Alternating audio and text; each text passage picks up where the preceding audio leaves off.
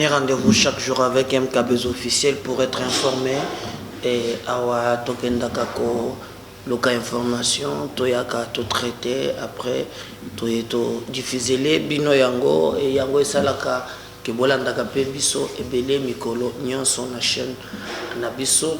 Merci na ba milliers ebele ya ba téléspectateurs ba internet oyo bazali fidèle mikolo na mikolo bazali komemela biso actualité ya sika pe ezali kosala biso et très bien. Merci na bino nyonso oyo bozalaka na momesano soki vidéo e bandi bo tie bato mosusu en ligne, mais surtout aussi vous allez vous abonner massivement, vous allez vous partager, vous allez vous liker, vous allez vous commenter nos vidéos. Na sengi bino toujours de continuer à le faire et allez votre façon ya ko soutenir biso. Merci na ba nyonso bazali ko apporter biso ba suggestion. Tinde komoko ya bisinga le bino président Médard tango zoloba bruit moko ezobima na mesa. Oui, je crois des fois tant na betaka loboko ezoyokana, ça nous fait mal. Merci. Monique a benginga na privé ayebisinga eloko ekosala ki ko améliorer musala. Merci. Il y a aussi des gens d'une manière ou d'une autre ba comme on ne faut pas ezala boy ozala boy. Vos conseils là ezali copier c'est biso makasi tout ça améliorer mikolo na mikolo. Mais c'est que na boyaka ezali oyo qui le fait na haine na esprit à nuire. Neto montomoko azobisanga mais il faut le baboye au sala boy. OK, na chaîne na yepa na chaîne YouTube depuis ya bandi il y a 3 ans ça na 12 abonnés. Makamuni sur le biwana tiango kuna hein, ça a 12 abonnés. Si on les fait avec amour, c'est très bien. Mais si on les fait na méchanceté, yo lingaka jamais comme on a monté exceller dans la vie, c'est là où ma belle allait ma casse. De toutes les façons, ba lingue biso, ba leki ebele que ba dongolomiso bazali moqué. Retenez que premier sujet tokolobela na binon Félix Tshisekedi azozonga lelo na Kinshasa. Bato basi bakondaki ye batiaki ye meme na lilita basalaki opération ya deker o bato basi bamonaki bamosuku to basi basambelaki papa musimo kimbangu zwa molimo na ye. Mais eloko na moni contradiction eloko wana o Kagame muntu achele poison tantôt azalaka muntu ya Kagame même ata bato bo manipulaka wana ba comprenaka te que vous les manipulez. Pour lui que Félix Tshilombo azawana pona Kagame azo jouer rôle nyonso correct o Kagame atindeli. Mais si on a ba vidéo na bino o Kagame empoisonné.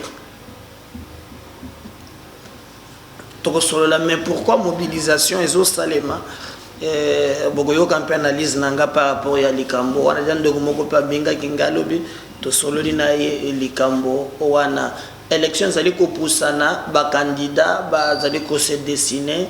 Par exemple, na espace soyez le fond ou bien bandogmusu na Grand Katanga bazali ko se retrouver autour ya ba candidat oyo bazali ko représenter ba intérêt na abango. Déjà kuna tomoni batolokola na Katanga bako ba courant zali ko s'accorder kakatelte comme batoloka tombi ko sala l'unanimité. Non, il y a même des rapprochements entre Katumbi et Kabila na FCC.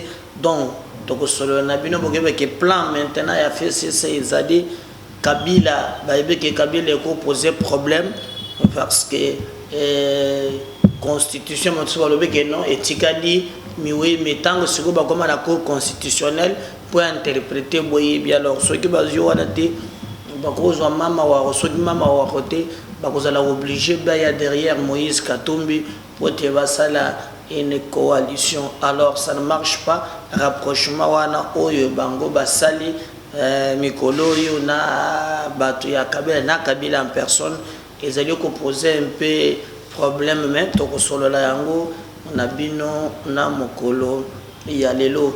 Cardinal Ambongo lui a télémi lisusu alobi glissement ezate ata ya mokolo moko esengeli tokende na ma aponami. Est-ce que ezali lolinga ya kotia pression ou bien alingeli susu abanda komisa ba greffe na ye ndenge amesana ko obimisa. Voilà quand même thématique ko sala ba émission na biso mokolo ya lelo. Je vais vous demander ya yambo en tout cas bande ko mususu nano bakoti en ligne te benga bakota en ligne hein yebisa bango ba ya ebele to solo la to betali solo nando moni bao bazate benga bango to betali solo mais bola ikakape émission tango bozali kotala yango. Alors to bandi na thématique ya liboso Félix Tshisekedi sima ya kokenda Europe vraiment abela ki lokola mutu nyonso la bisaki bino likambo wana mais oyo ya bino ya cœur ouvert bobelisaki ye. Je crois que lui-même s'est même exprimé na ndini ya bandaki koyoka et il a même expliqué que pas si wana ya hernie discale ezwaki ye tango bandaki koyamba ba chef de l'état ba uti kozala awa. Il y avait 7 chefs d'état bayaki awa que le président de la République ayambaki bango et nde alobaki non esalaki ye pasi makasi et aye kolongwa wana ndako na Belgique. Et Dieu merci, il a rencontré un médecin et il a dit que le médecin là est professionnel et qu'il a aidé vraiment pour nako sala yango et il a été vraiment moi tamoké na repos et à côté les mains il ko se sentir très bien. Alors tout le monde bat vraiment ko commenter ba mususu na moni même ko sala na fête ba le bidé national kalamingité. Donc on dirait chef naye moto akokoma président si Félix n'est pas là bisino stokole kaka na mokili oyo mais moto na moto azana mokolo Nzambe a de décider pour na aye. Alors Félix Tshisekedi explique lolenge nini ye abelaki forme ya maladie oyo ezoelaki ye ndenge nini amonaki passe et qu'est-ce qu'il a dit nazolinga tolanda na mwa vidéo oyo toyoka comment Félix Tshisekedi Chilombo Oyazali président de la République démocratique du Congo. Je crois que le bosso il y a quelques compatriotes qui pour rassurer Bango avant il a aussi si Zakari Babaswe à lobby mbanga danger donc zongi à lobby petit na ya lingala facile babonga donc balongola ki lipamboli na ye tango lipamboli ki balongola ki kombo na ye. Alors bazo la ye na parke ndoko yo kotobi mais na président de la République mais simana yango nda ye ko expliquer le lenge nini amona ki pasi. Elle a expliqué ça na bande ko na bisi ba ye bazala ki wana lenge to landa président et nous allons revenir juste après pour na ko continuer na mission na biso mokolo ya lelo. Béton. Béton.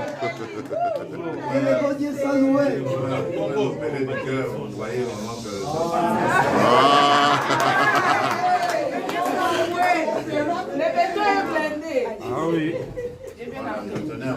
Pouvoir vous saluer et puis vous rassurer surtout.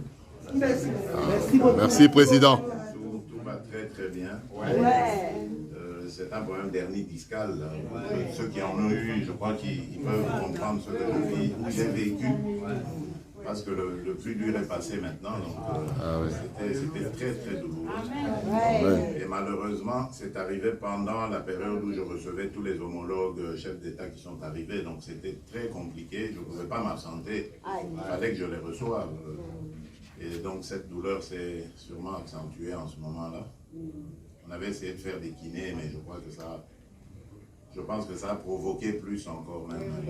Ça vous a progressé, fait progresser la douleur. Mais ça va. Donc j'ai eu un très très grand spécialiste, un véritable magicien qui m'a réparé. Donc ça va. Maintenant je suis obligé de porter la minerve pendant un temps. Donc vous voyez, pour que les os, les vertèbres ne se tassent pas. Hein. Donc ce sont les disques en fait. C'est un disque qui était abîmé. Qui est donc avec la médication, on va le requinquer. Ça va. Donc gloire à Dieu, je suis là. Amen. Amen. Béton. Béton. Gloire à Dieu.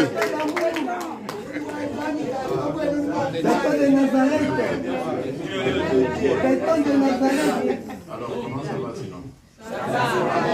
Tout va bien. Les cadres, comment? Béton. Voilà, moi aussi ça va. Béton. Vous voyez vraiment que ça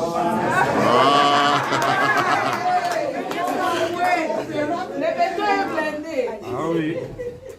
je tenais à vous voir, vous saluer et puis vous rassurer surtout. Merci, Président. Tout va très très bien. C'est un problème d'hernie discale. Ceux qui en ont eu, je crois qu'ils peuvent comprendre ce que j'ai vécu. Parce que le plus dur est passé maintenant. Donc c'était très très douloureux. Et malheureusement, c'est arrivé pendant la période où je recevais tous les homologues chefs d'État qui sont arrivés. Donc c'était très compliqué. Je ne pouvais pas m'absenter. Il fallait que je les reçoive. Et donc cette douleur s'est sûrement accentuée en ce moment-là. On avait essayé de faire des kinés, mais je crois que pense que ça a provoqué plus encore même. Ça vous a progressé, fait progresser la douleur. Mais ça va. Donc j'ai eu un très très grand spécialiste, un véritable magicien qui m'a réparé. Donc ça va. Maintenant je suis obligé de porter la minerve pendant un temps. Donc vous voyez, pour que les os, les vertèbres ne se tassent pas. Hein. Donc ce sont les disques, en fait, c'est un disque qui était abîmé. Qui est donc avec la médication, on va le requinquer. Ça va.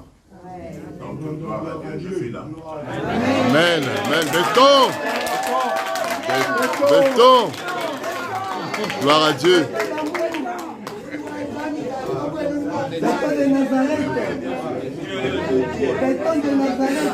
Alors comment ça va sinon? Tout va bien. Les cadres, comment? Voilà, je crois Wana Bolande Zali, président de la République, Félix Antoine Tshisekedi Tshilombo, Maye Oyoye à lobby. Alors, inquiétude nanga yangoyo. Mobilisation, namoni, hein, batuba, bazo se mobiliser, tout ça. Alors, si ça dépendait de moi, na bando moko to échanger na bango.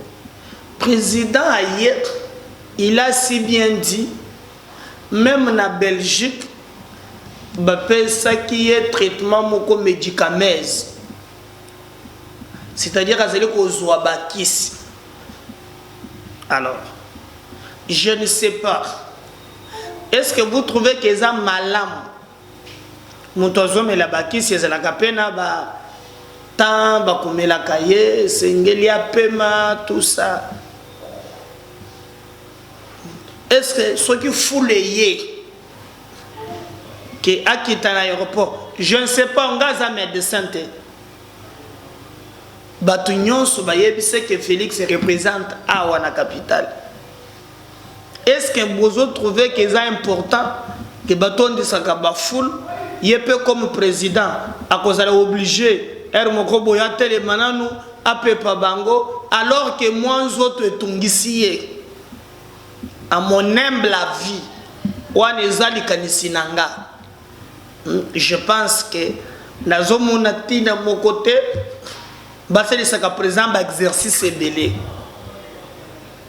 Zamba batelier, nous autres zongi, mais il moko alobi ke makambo mike tika lindenge batie wana tout ça, il faut mde batika ye aleka mbangu apema pour tabandela ba défi mususu. Bomoni pour bato babeli bayebi ke lorsque ozomela bakisi nous autres ezaka na ba faiblesse nango. Nous bénissons le bon Dieu qui nous a évité ba pronostic ya ba ndongolomis oy. Dieu est bon et qu'il a amemi makambo na ndenge na ye. Alors lolenge siko bango bazolinga bamema wana eyali mabe. Ezali mabe makasi. Donc ce que nous pouvons demander na moya lelo ezali batika ne biloko wana.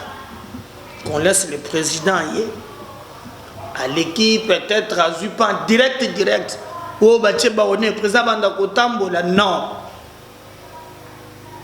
ça c'est mon point de vue. Obi président soka moni foule par exemple foule etonda ka plein wana akolinga peut-être kitana na muke atambola pepa bango boye. Tous ces exercices là eza mabe eza malam, mais moi à mon humble avis je pense qu'on pouvait laisser le président à l'écart vite aye peut-être si baki si là qui ou bien c'est continuer à Zumwandambo à Pemi, il est très important. De mobilisation, le président Messani, Azan et Loko Yako prouvé que non, en tout cas, il faut ça la plein, ça la boue. Et Yébane Gassa la plein, Yébane Gabatobalanda Kaye, mais pour le moment, si ça dépendait na vinanga, na zomo na te importance, il y a Bato Bazoya, Basali Saka président de la République, ba exercice. Alors que yemoko auti alobi auti koba awatukoyoka ba douleur balongoli eloko wana douleur ezalaki makas Dieu merci nyonso leki très bien mais nzoto esengaka epema pas beaucoup des exercices là au moins par exemple peu autre moni ya mbachelo kwana na kingo. Oh, eloko wana ndenge komi ezalaka soki muntu etiango esili. Bongo Janine Mabunda. Nazo bato bayebani. Achele kwa na kingo tu. Wana bomona kitake zayo so muntu la chango esili. Abande kona ngai. Janine Mabunda la tayango. Bato bele ba musutu ba yeko zonao ya Mobutu alata tango ya kala no Congolais to atteindre niveau ya méchanceté moko ya kosakana te nzoto ya mutu nyonso ko bouger nzoto ya mutu nyonso ko ningana c'est normal. Moi en tout cas nazo monela ngo pas cité bato musu bazolinga Mabasta, c'est justifier le colon à Yango.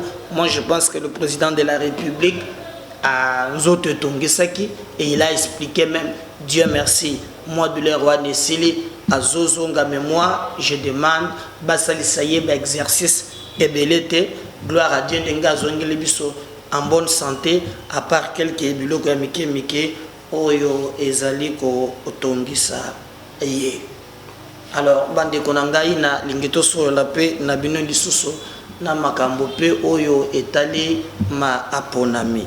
Vous savez très bien que les élections toujours pour ça na Malembe na 2023 seni ayambaki commission électorale ya SADC ba discuter tout autour na yango ba sololi na calendrier électoral ndenge ne koki kozala ba lobi makambo ya ba fond basolele na fiabilité na ya ba élection oyebi ki na temps ya nanga ba proclamate résultat ba ya bureau par bureau Denis Kadima resira lobby cette fois-ci a kosala ke ba publier résultat bureau par bureau. Donc vous allez le sous-sauter que non ba pesi brit non et vous allez bureau par bureau nde ba ko publier résultat wa mais yepe Denis Kadima asengi accompagnement ya communauté internationale asengi accompagnement ya Union africaine Union européenne de mabenga ga bango nyonso baza l'ensemble ba accompagner pour être à sala musala. Denis Kadima jure qu'il va organiser les élections dans les délais prévus par la Constitution.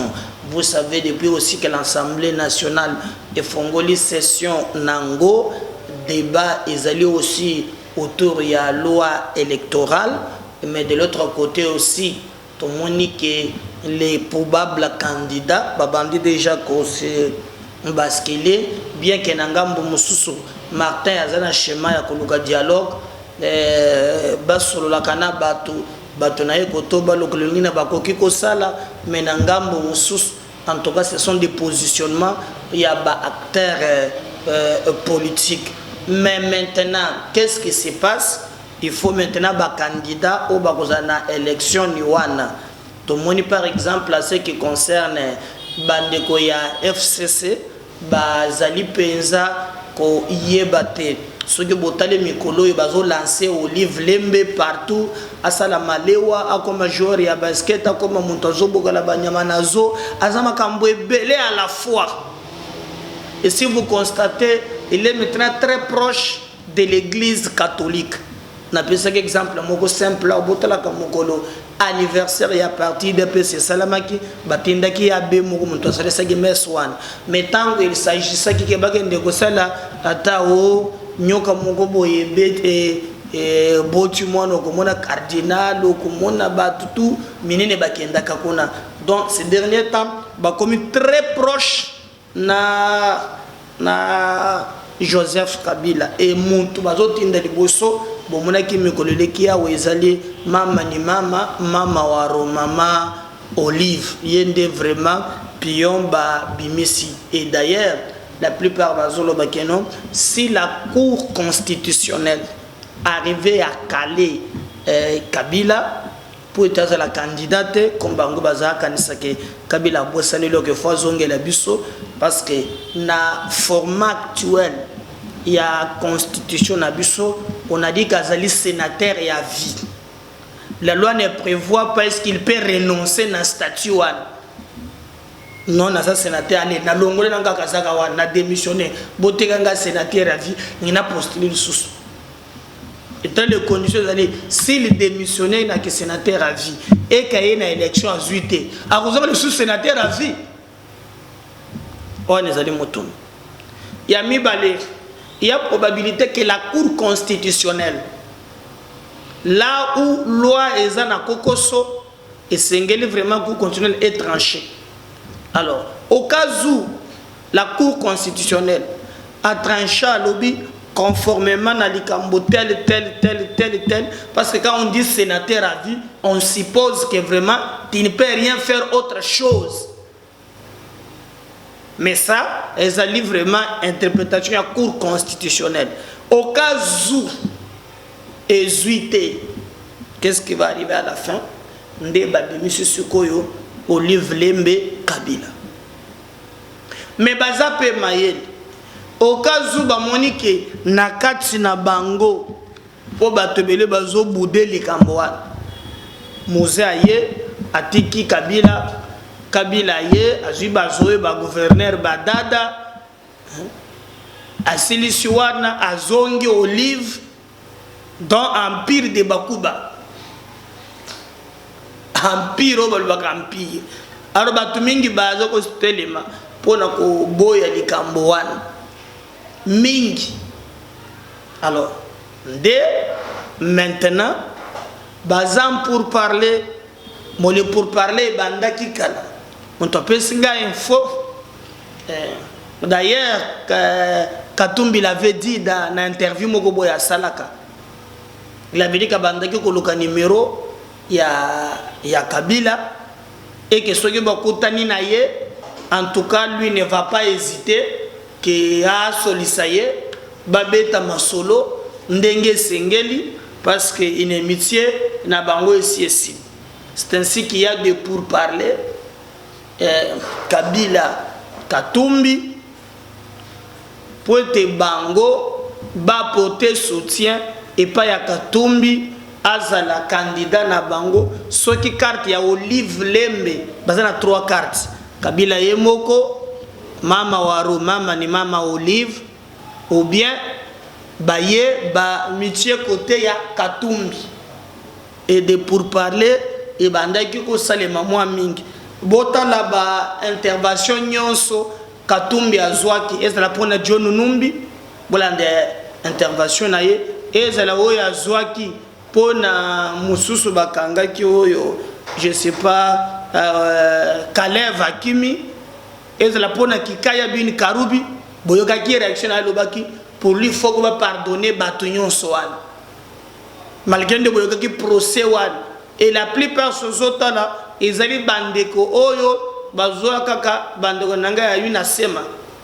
otobenga ka vraiment bandeko na yo ya espace katang et il a voulu utiliser cette fibre là purement tribale pour être ayeba na obtenir ba biloko oyo bango moko ba zale kozela pour te balobela Yango, mais ça n'a pas toujours marché parce que déjà tout le monde à niveau ya Katanga unanimité égalité, il y a aussi na bato oyo bazali déjà ko se préparer pour na couper satisfait de bavois na Katanga. Il faut regretter disparition ya Baba Kyungo wa Kumwanza, Baba Azal Sousoutel, et d'ailleurs nous regrettons que même son parti Simayaliwa naye mawana mawamingi rien n'est fait, bato bakomi ko potana na zwaki appel ya bande komoko ba yebisinga ke le parti est divisé na côté mibale,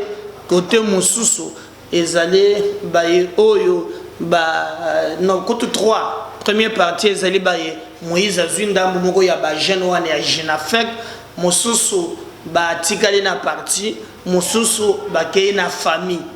Donc il y a 3 tendances de dégager la partie wana et c'est le groupe c'est vraiment pas sina mawa, alors que on a besoin ya batunyonso pour te démocratie fanda.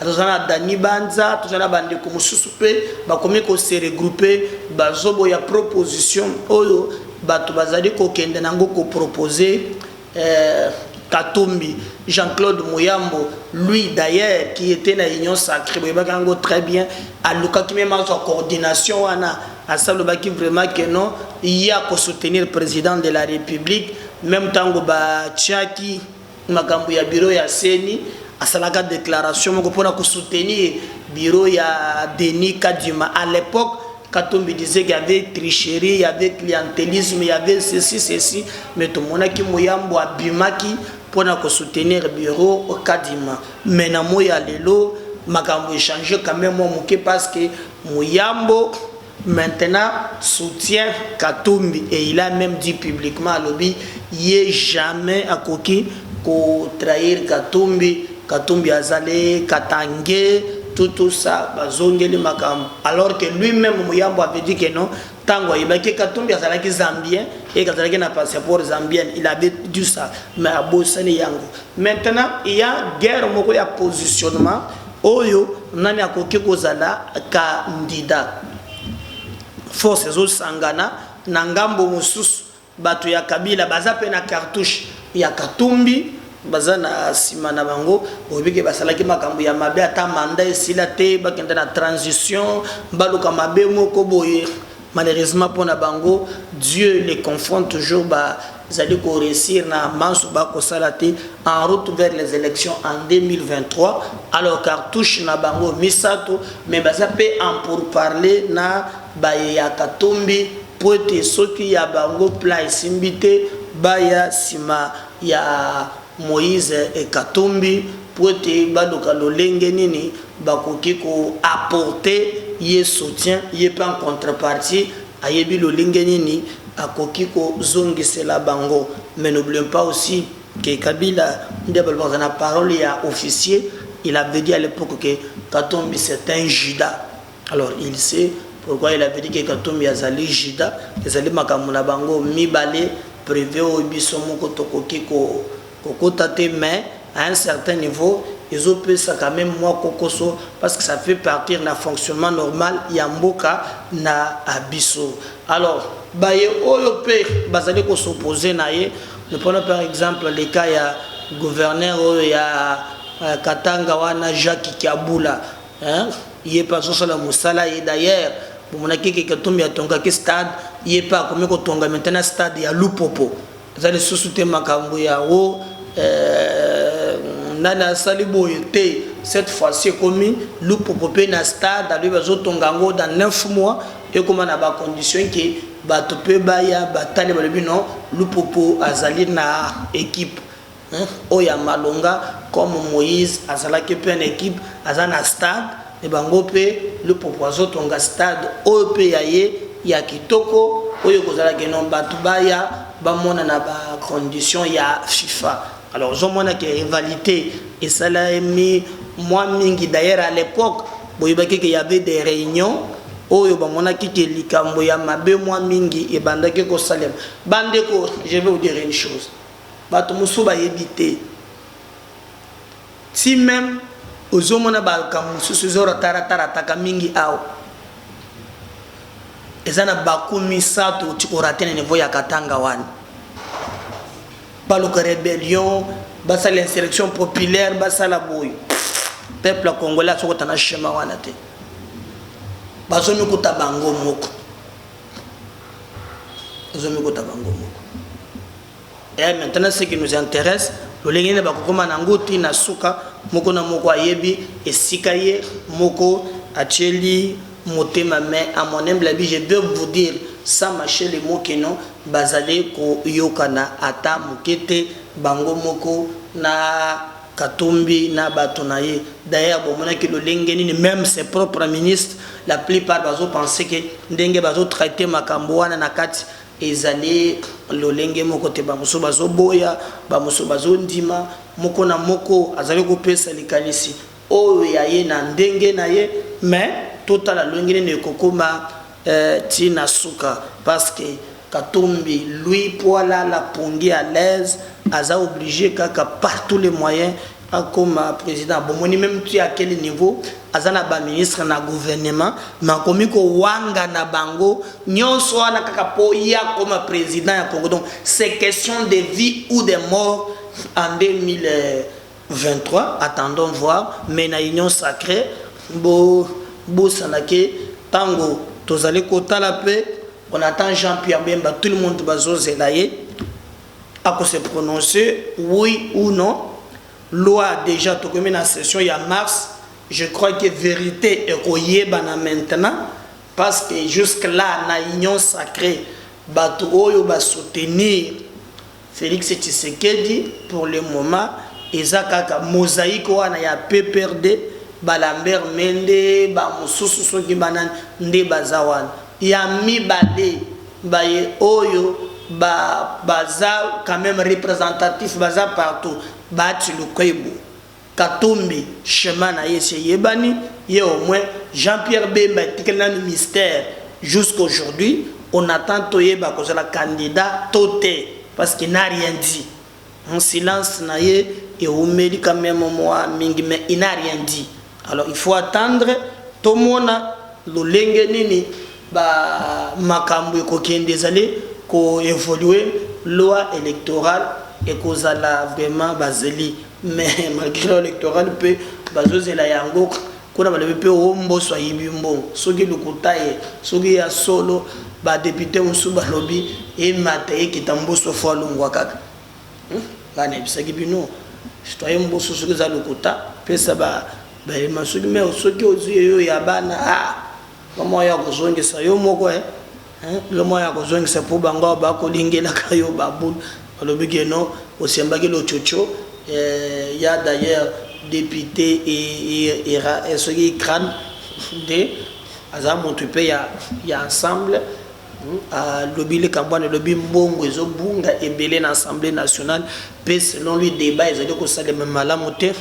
Mais nous avons appris au corriger qu'il y a moins d'ambo, il y a moins batazoaki, ceux qui montage, il n'y a pas aussi ceux qui n'dengenin, mais en réalité, ils ont visé le bureau wana ya ya mboso citoyen mboso sengeli akende mesubulingi bolongo la PP et roboti kata manda ici là ceux qui pas yebi na yebite mais ceux qui za bongo te citoyen mboso via commune ngwa na zongi jeune bongo benge Joe Biden na so bolongo le wana bogo risque bolongo le sanga vient na mokili avant à cet âge là tala malgré photo akangisa kina mwana mose balobi keza mwana na yebi no ndebo bongo lango mabe umoni tala soriro wana kominango lelo ndo koloba kena o citoyen mboso tolongolio boyna boy. Mais moi j'aime que ba député ba ça la contrôle parlementaire oyo ezali vraiment ya makasi o bazali ko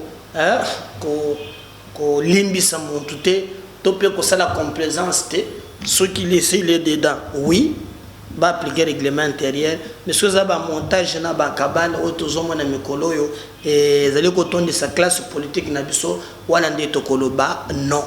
Mais attendons voir moto na moto apesa biso vraie version ya likambo wana ya citoyen mboso oyo bale bisi c'est 170 quelques députés basi ba signer pour te bureau mboso et quoi ya lors ya likambo ba député peut baza divisé na likambo itali révision il y a quelques dispositions de la constitution dans ba tala très bien la révision wana likambo oyo nini et ils allaient kotambola te ba mustolonga de 5 ans à 7 ans ba boy carrément. Donc, ils allaient vraiment session, il y a tous les enjeux, mais tous les côtés là, bisonyonso, nesunabiso, ils allaient na ngamboana, il y a palais du peuple, tout le monde a le lengeni, makambo, ekoleka. Tantôt, de l'autre côté, na Sénat, tout le qui pendant le Sénat peut ailleurs même dans la même lignée, encourager les forces armées, mais il a demandé aussi que le gouvernement va se pencher mingi na matali social ya peuple va travailler mosala na bango au gouvernement ezali ba mekakoiser quand même na pouvoir na bango pour na ko maximiser ba recette afin que budget oyo bango balobaki eyeba na kosalema sans problème. Et nous pensons que comme le premier ministre azalaki wana na Sénat na ouverture wana ayoki, et à mon humble avis je pense que bakotia yango en pratique pour te mboka na biso eyeba na kokende liboso, parce que sans cela nous allons rester toujours na makambo ni oyo ya ba positionnement personnel, alors que le pays a besoin de nos énergies pour na ko décoller. Le plus important qu'on peut gagner ensemble avec ou sans nous, mais le Congo gagne. Alors nous pensons que le gouvernement a tablé cette fois-ci na likamboana pour te tambouisa makamgalo baka toujours. Et le temps où ça kamboka, les acteurs politiques qui ont volonté na bangote, mais les acteurs politiques qui ont volonté à changement. Bayoana des peuples singela, mais le reste, c'est des distractions. Il y a un mauvais goût. Et notre peuple, tout singulier, a tellement pour token d'une élection, à corriger bateau oyo, à chaque classe politique oyo, ils allaient comprendre le baka toujours. Ceux qui veulent être député, il y a bien. Mboke ko changer na ba monsieur ezali mawa. Alors papa Mbongo a Mbongo alobi ye batu nyonso bakende na élection. Là il répond au moins na makamboyo Martin Fayulu alobaki que non, en tout cas il faut table ronde. À lobby élection na délai prévu par la Constitution. De l'autre côté, pas tu peux moussourou na gouvernement. Et puis gouvernement vous a esquisse té. Balobo il fallait tout ça la boy non. Babisi bango to kende na maponami na délai prévu par la Constitution. Et d'ailleurs au moment qui peut que faut là comment qui souple pour aboya qui peut bango quand il a proposé les Camboya, bah c'est la table ronde. Il n'a fait pas allusion na église catholique, mais il a fait allusion à Monisco. Or, tu as vu que dans Mboka Nabiso, biloko ya ndenge wana ya minene, la passé récente à Otomone ya liboso, il y a qui na Kanchach, na Edem Kojo, ndenge, mais oh, il y a coupé sa crédit, ils allaient oh ba sangu, ba memela kibiso awa na Senko, encore il y a Saint-Sylvestre. Nde tomonaki quand même que non, il faut que tu peux stabiliser makambo moi ndam. Alors bango balobi na ngambo na bango que makambo etali élection toko kende na 2023. Je crois que bazana logique ya table ronde to fanda to so la boyna boye bazali na réponse na bango, mais il met aussi la pression sur le gouvernement seni musala na bango et salema ndenge elongo bani, mais azo taklepe Martin Fayulu na la muka pote makambo bazoni mela bato wana ya schéma ya ba table ronde et kosimba ata muke ete. Aidez-moi à partager ces liens dans ma groupe, bo liker, bo s'abonner, bo zala partout, bo beta sango yam kabez officiel. À tout à l'heure. Merci. Bye.